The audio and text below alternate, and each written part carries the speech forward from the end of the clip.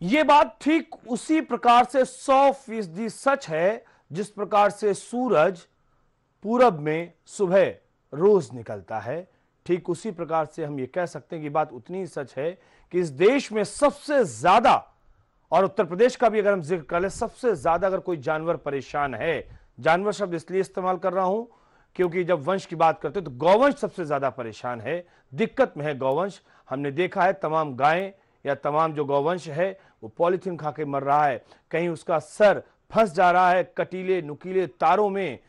बहुत दिक्कत में है गौवंश, लेकिन सियासत जबरदस्त तरीके से हो रही है। आजम खान को मथुरा के शंकराचार्य ने 2 साल पहले गाय भेंट में दी थी और आजम खान साहब को इतना डर हो गया, उन्हें ऐसा लग रहा कि अब चारों तरफ कोहराम है, माहौल ठीक नहीं है। आजम खान जैसा व्यक्ति, पूर्व कैबिनेट मंत्री, कद्दावर नेता, उन्होंने अपने घर में रखी हुई गाय को वापस कर दिया। और उनका यह कहना है कि जिस तरीके से गौरक्षा के नाम पर अलवर में पहलू खान की हत्या हुई है, कहीं कोई उनके साथ वारदात ना हो जाए। आप सोच सकते हैं क्या ऐसा हो सकता है क्या? लेकिन आजम खान साहब को डर लगता है। वो शायद भूल गए कि इटावा में एक आफाक अली है जो अपने घर में 10 गायें रखता है और बखूबी उनको पाल रहा है, मोहब्बत और शिद्दत के साथ पाल रहा है। उसको डर नहीं लग रहा है, लेकिन आजम खान साहब को डर लग रहा है। जरा रिपोर्ट देखिए।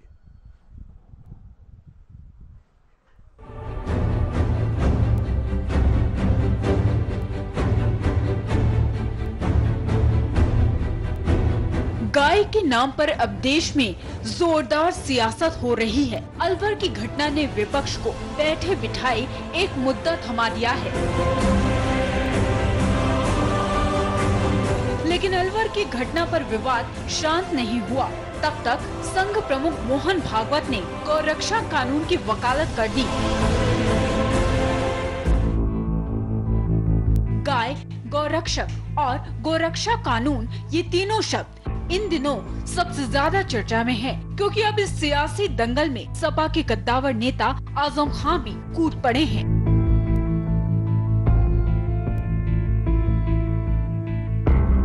आजम खान को मथुरा के शंकराचार्य ने ये गाय 2 साल पहले भेंट की थी, लेकिन अब ये गाय आजम खान ने उन्हें वापस लौटा दी है।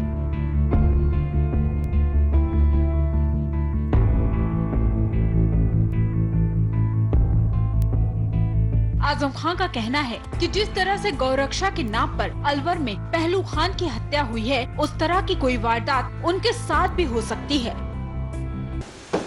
कोई बीमारी हो गई, कोई ऊंच नीच हो गई, पता नहीं क्या सजा, बस गौरक्षक दे देंगे। इतने ही दिन थे हमारे हिस्से में सेवा करने के, डर है क्योंकि मार उन लोगों को दिया गया जिन्होंने ये कहा कि हम पालने के लिए ले जा रहे हैं। तो पालना भी अगर मौत का सबब बने फिर पालने से एहतियात। अलवर में गौरक्षा के नाम पर पहलू खान की हत्या केवल इस शक के आधार पर की गई कि एक मुसलमान अपनी गाड़ी में गाय लेकर जा रहा था। हत्यारी भीड़ की इसी सोच का विरोध करने के लिए आजम खान ने शंकराचार्य को गाय लौटा दी है। गाड़ी लेकर जाएगी, हमारे ठाकुर रविंदर सिंह जी जाएंगे। गाड़ी लेकर जाएगी, हमारे ठाकुर रविंदर सिंह जी जाएंगे। आजम खान ने आरएसएस प्रमुख मोहन भागवत के उस बयान पर भी प्रतिक्रिया दी, जिसमें उन्होंने गौ हत्या के खिलाफ पूरे देश में एक कानून बनाने की बात कही है। ये अच्छा नहीं लगता कि गाय के इशू पर लोग अपनी जान गंवा रहे हों और कुछ राज्यों में कानून से गाय कटती है। इस समय देश के ज्यादातर राज्यों में बीजेपी की सरकार है। जब बात बीजेपी की आती है तो जिक्र संघ का भी होता है, और जब जिक्र संघ का होता है तो कट्टर हिंदूवादी विचारधारा भी सामने आ जाती है।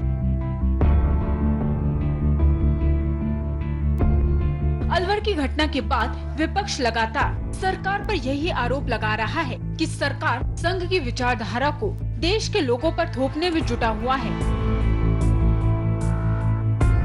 ऐसे में क्या समझा जाए, गाय के सहारे देश में विचारधारा की लड़ाई शुरू हो रही है, या फिर क्या बीजेपी अपनी हिंदूवादी सोच को आगे बढ़ाना चाहती है या फिर विपक्ष इसे विचारधारा की लड़ाई बनाकर आने वाले समय में जाति दर जाति लोगों को इकट्ठा करना चाहता है, जिससे उसे आने वाले चुनावों में फायदा मिल सके? हो कुछ भी, सवाल बहुत है।